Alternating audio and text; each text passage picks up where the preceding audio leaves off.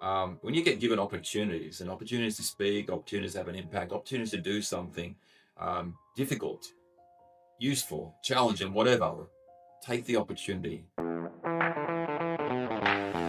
Hi there guys, this is a very different video that I've made, and I'm not even sure if I will post it on my channel, but I want to talk about the fact that as teachers we often get asked to do things, and sometimes we see them as being great opportunities, and sometimes we just try to avoid doing those things. Now, I'm one of those teachers, and I don't think I'm completely rare, but I'm one of those teachers that absolutely hates public speaking. I really do hate it. I can stand in front of a class of students and just waffle on for hours, it seems sometimes. Put me in front of my colleagues, hosting a workshop, presenting in front of large amounts of my peers, and I really hate it. I will do anything at all to get out of public speaking. Now, this can be problematic sometimes when you develop really good relationships with students, and especially those older students that I always teach, the students that are going to graduate in the year that I'm teaching them. And so occasionally I've been asked to do graduation speeches. I hate them.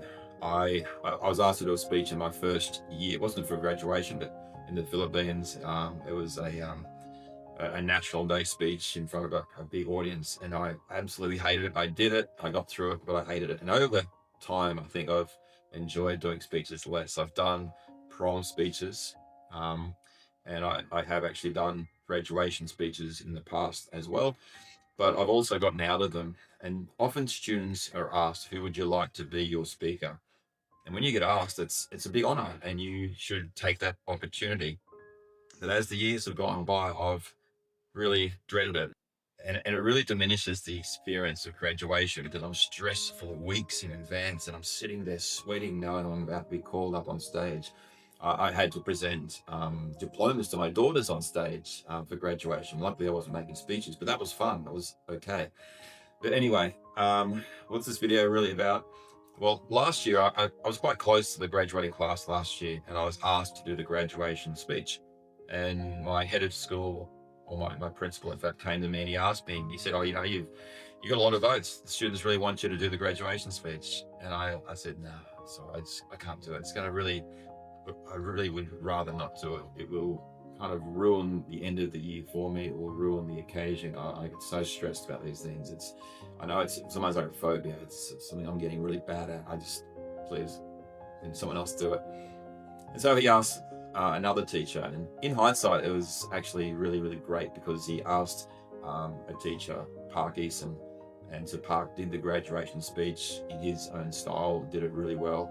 A teacher who's been here for a long, long time, and unfortunately, sadly, passed away a few months later. So I was very happy in the end that he did the graduation speech, and we got to have those memories of him doing that speech, and pictures of him up of him doing that speech, and his quotes from that speech, and videos that were shared. When we walk into the school in the morning, we see videos of things happening around the school, and him being up on that screen doing that speech and showing his quotes. It was great. So I was, in hindsight, really, really glad that I didn't do the speech and that he got to do it. However, I also felt guilty, because I was asked to do something, and to be honored to do those things. And therefore, I started thinking, if I was asked to do the speech again, would I do it? And I thought, maybe, yeah, I would actually do it. And since I've started doing this YouTube channel, I'm not so worried about what people think and how I'm viewed. And obviously you've got to talk like I'm doing right now. And so I feel that's helped me a little bit in terms of saying, bugger it, I'm just going to do the speech. If the kids ask me, if the kids want me to do a graduation speech, I'm going to do the speech. And as this year progressed, there were a couple of occasions where I could have been asked to speak, but I wasn't. And the reason I wasn't told to me was because other teachers said, oh no, Mark's probably going to be asked to do the graduation speech, so he'll probably do that. And it's his last year as well, because I'm leaving. So therefore he'll have to do the graduation speech. And so there were a couple of times when other people have said, oh, I hear you're doing the graduation speech. I'm like, no, I don't think so. I don't know anything about it. It's a long way away. No, of course, I'm not. If I'm asked to do it, maybe I'll do it. Yeah, okay, we'll see. Now, because I was kind of thinking this, and there were a lot of these clues, I thought, yeah, I will. I'll do the graduation speech if I'm asked. So I actually wrote the speech. I did it months ago. And I decided to make the focus of the speech, the theme of the speech, happiness. And I don't consider myself a very academic person, so I didn't think I'd do a great job of the speech. I thought I'd make it just really simple and really just personal. And I would just do it. And if it was bad, it was bad. It just doesn't matter. I just wanted to do it. And so as the weeks went by and I've written my speech, I didn't know if it was any good. I timed it, so it seemed like it was roughly 10 minutes. I thought, okay, when I get asked, as I thought I was going to, I'll do it. And of course, I wasn't asked. And as time went by, I realized that I would have been asked by now. And so I asked one of my colleagues, Tony, I said, "Oh, Tony, are you doing the graduation speech by any chance?" He said, "Yeah, I am actually." He said, "Yeah, I've kind of just started it. I'm writing it." I said, "Oh, that's good, that's good." So I thought, okay, that's fine. I don't do the graduation speech, no worries. But all of a sudden, instead of being terrified of doing the graduation speech, I was like almost let down and disappointed that I wasn't going to be doing it. And it's like, wow, that was a huge shift for me. And I thought, well, I've written the speech. It's a bit of a shame that no one's going to hear it. And I might come back for next year's graduation. I'm quite close to the current grade 11s because I'm their grade level leader. I actually did say that I would come back if I could. So maybe I'll come back for that. And I'm sure I won't be asked to do the speech there because of the fact that, I'll have moved on and they'll ask other teachers that are teaching during grade 12 is probably more appropriate anyway. But I thought, bugger it, I'm going to record my speech. So here is the speech that I would have given. So I'm actually standing here at a podium, you can't quite see it, and I'm just going to read out my speech. I'm not going to deliver it necessarily the way I would have delivered it on the day. And obviously I would normally be dressed in a suit and tie and being very formal about it all. But I would be very nervous. I'd be papers going. I know I'd have the jitters. I'd be terrible. But right now in front of a whole heap of strangers, it probably doesn't matter so much. So I'm going to do the speech. The moral to the story, I've kind of talked about the moral to the story of why I'm doing this already, but should always be moral at the end. I think I've kind of told you the moral already, but I'll readdress that at the end anyway. So here we go. Now, I wouldn't be using my phone for my notes normally, but here we go. Good evening, parents, teachers, friends, and most importantly, the graduates, the class of 2026. Take a moment to look around. These are the future doctors, lawyers, engineers, and hopefully teachers. Because trust me, the world really does need more teachers. I'd like to start with a small confession. I absolutely hate public speaking. And most of the people graduating here today know this. I've mentioned it repeatedly in class. And yet, despite knowing this very well, you still chose me to give this speech, which tells me one of two things. Either you enjoy watching your teachers suffer, or, and I'm choosing to believe this one, you actually want to hear what I have to say. So listen up. I have a few final lessons for you. Truly though, I'm honoured to be standing here, especially knowing that last year's graduation speech was delivered by Park Eason, a teacher so respected, so loved, that simply being mentioned in the same sentence feels slightly intimidating. We will miss him so much. Park set a very high bar. He spoke with warmth, humour and heart. And tonight, I'm very aware that I'm following in the footsteps of greatness.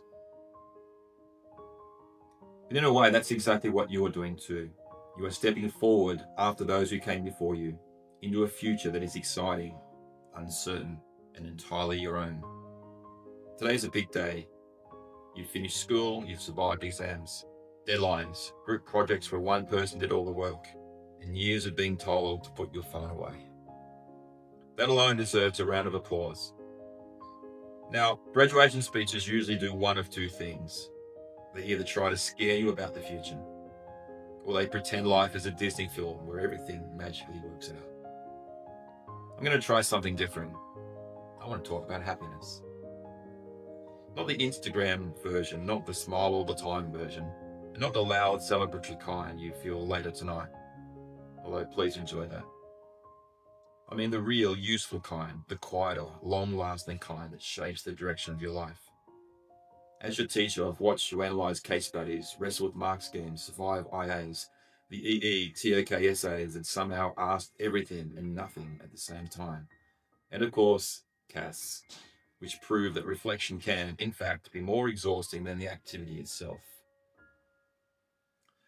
After all of that, it's tempting to believe that happiness comes after achievement, after the grades, after the university offer, after the job, after the promotion, after the money. But here's something I wish more people were told earlier. Happiness is not the prize at the end. It's a part of the process. So here's lesson 1.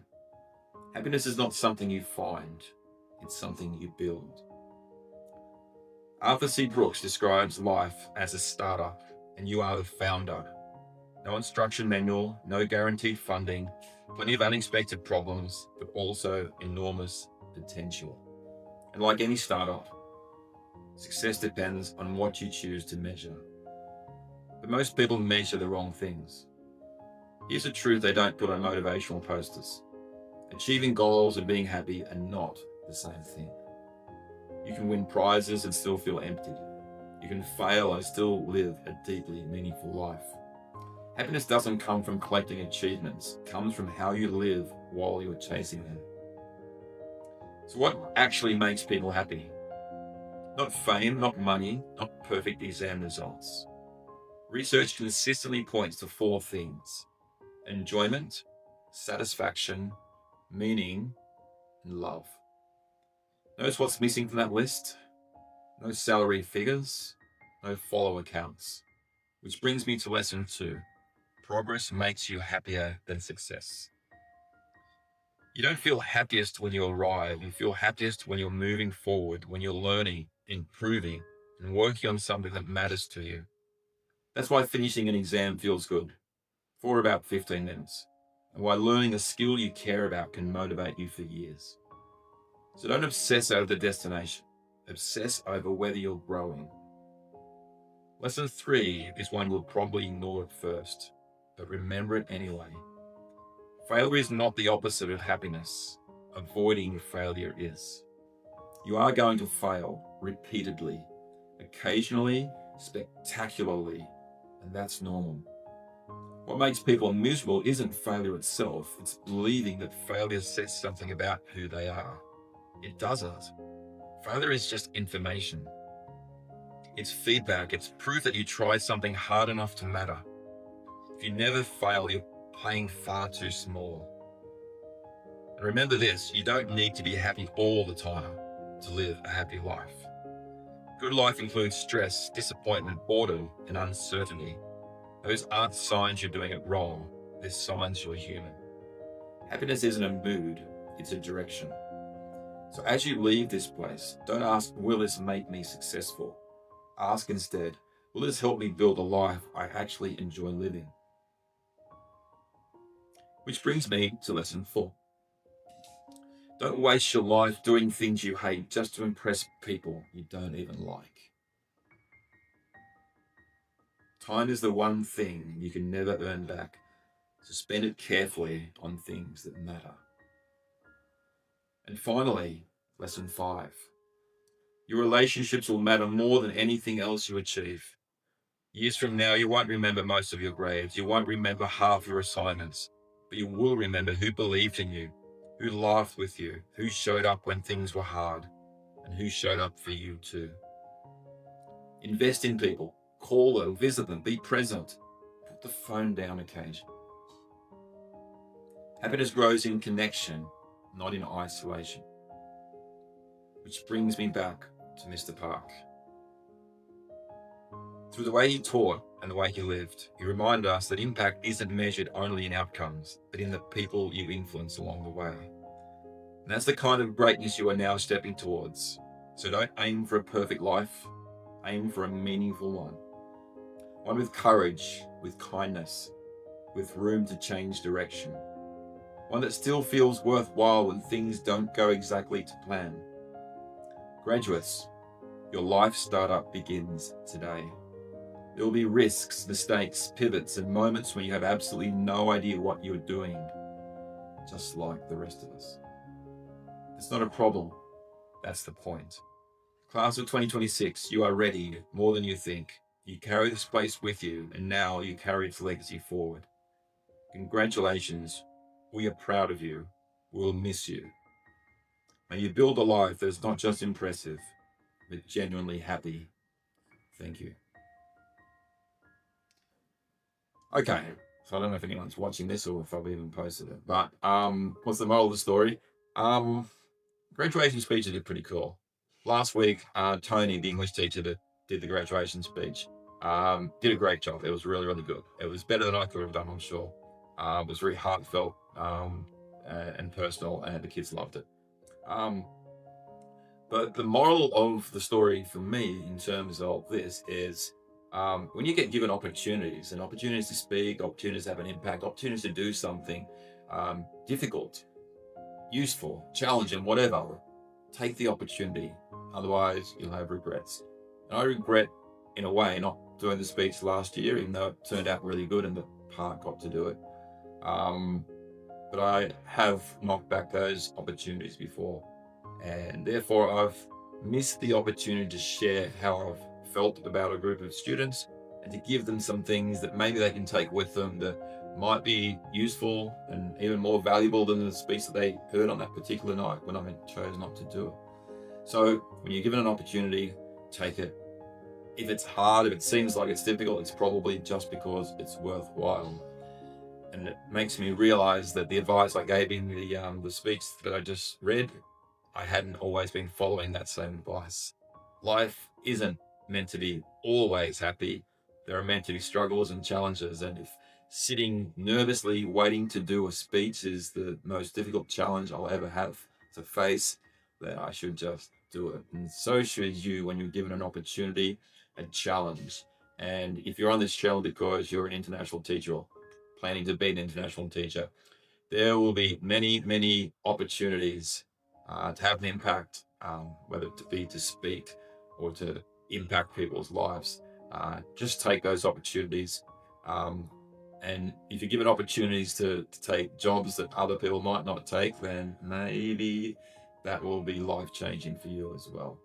If you listen to this, great, you've gotten through quite a lot of listening to some guy do a speech. It has kind of nothing to do with you, but I've now done the speech and I can actually say I did the graduation speech for the class of 2026. All right, I have to catch another video and I will see you then. Bye for now.